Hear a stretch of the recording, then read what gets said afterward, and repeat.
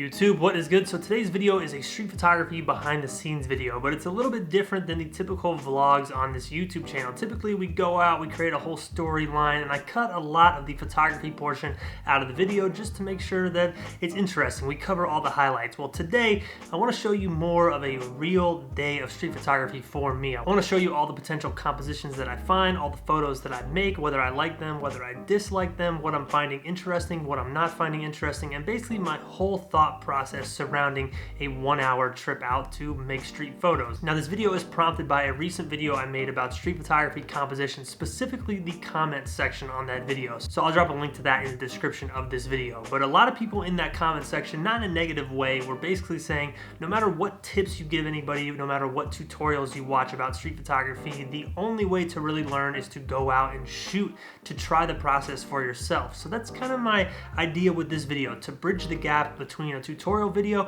and actually going out and making street photos for yourself. So if you're new here and this is your first video, here's a little bit of backstory and context. Street photography has always been the form of photography I found most interesting.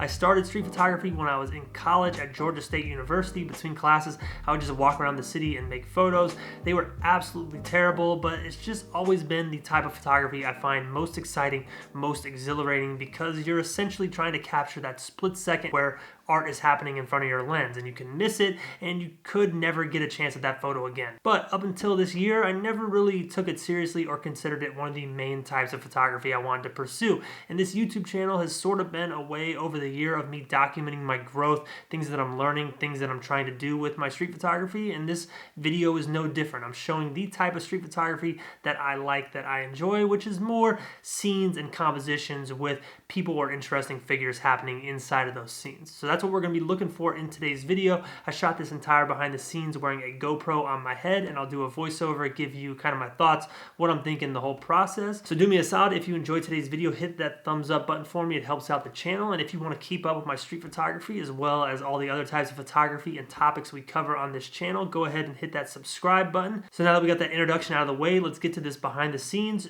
GoPro mode. Let's get it. So our official start time is 1 o'clock, but we start shooting at 1:07. Took me a few minutes to walk to the particular location we're using. First thing I'm doing, walking around, kind of looking for something interesting, trying to get those creative juices going. Also, today's the first day I'm using the new bag. It went great. We'll talk about that briefly at the end of the episode. And yes, for anyone who's going to ask in the comments, we are using a DSLR for street photography. I know you're like, oh, that's not the right type of camera to use.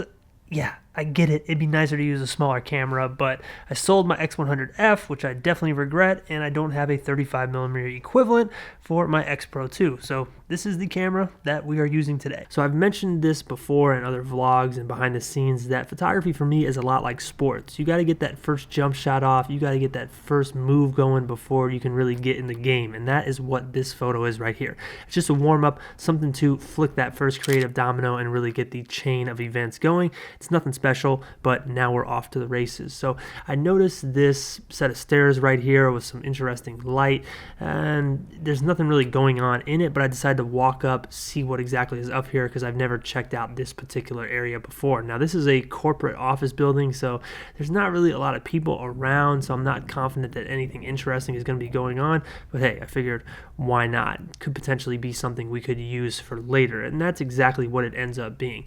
I love this kind of setup right here. I love how futuristic it looks. I love all the different lines. If only something actually interesting was happening inside of this scene. But as far as the scene goes, I think this is great and something we can use in later episodes.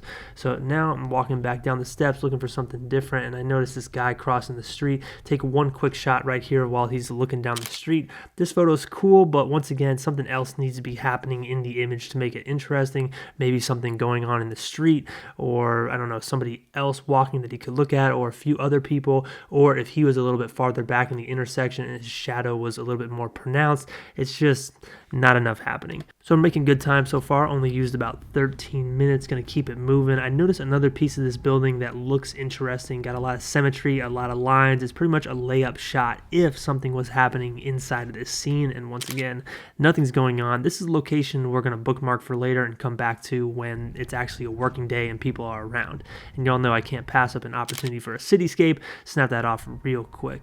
So now we're gonna walk closer to the High Museum. The High Museum is Atlanta's Savannah's main art museum, a ton of interesting architecture, and with this kind of late morning light, there's still a lot of opportunities for interesting photos. Across the street from the high is this building right here, and I noticed this nice patch of light against this architecture. Once again, nothing interesting going on, but if something were to happen inside of that light, I think this could be a very interesting photo, but once again, nothing going on here.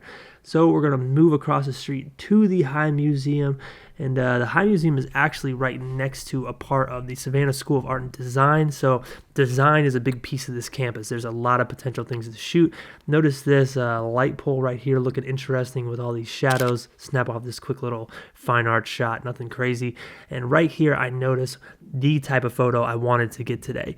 Notice how we have this light really highlighting this one piece of this wall and everything else is in a shadow. It's extremely harsh light. It's basically perfect for a photo that highlights something. Once again, though, we need something to walk into that scene. So while I'm killing time right here, I walk down this corridor a little bit. Notice another interesting scene right here. It kind of reminds me of something out of a movie.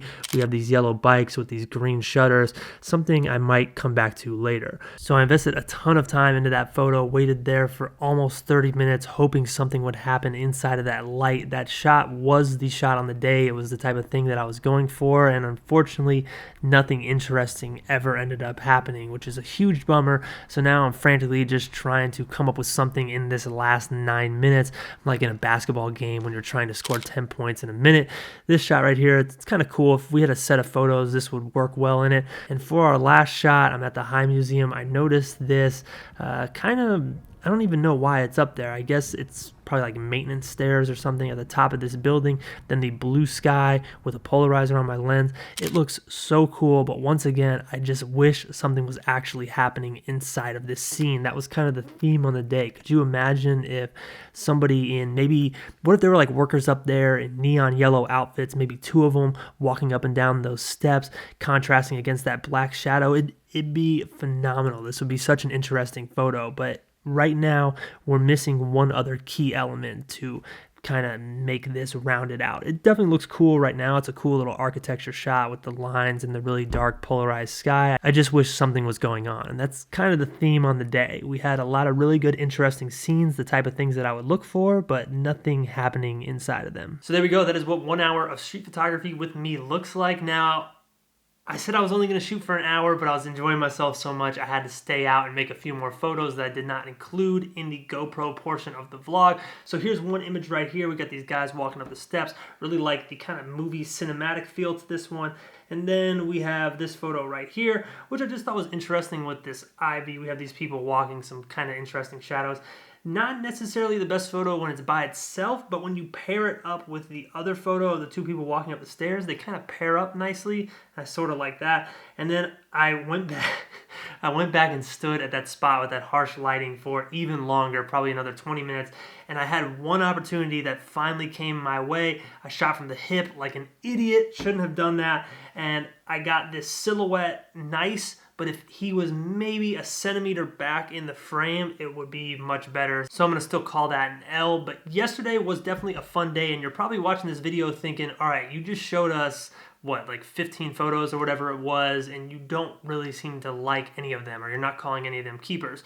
That's not necessarily the case. There are those 2 that I mentioned together that I think kind of pair nicely, but the whole thing with street photography and the whole lesson of this video is even if you're not leaving with necessarily like banger photos you would want to print or photos you'd want to put as a set for a gallery or whatever the case may be, you can leave with ideas. Street photo outings like this one for me are like idea mines, and I think that's a very important lesson for people who are getting into street photography to understand. You don't leave every photo outing with something you're necessarily happy with, but you can leave each street photography outing with more ideas that you can use on a future shoot. So that's me. That's kind of my process. That's what a real day of street photography with me looks like. Now I completely understand that everyone has different styles. Everyone sees street photography, sees all photography differently, and it's cool if you don't necessarily like the way I do things.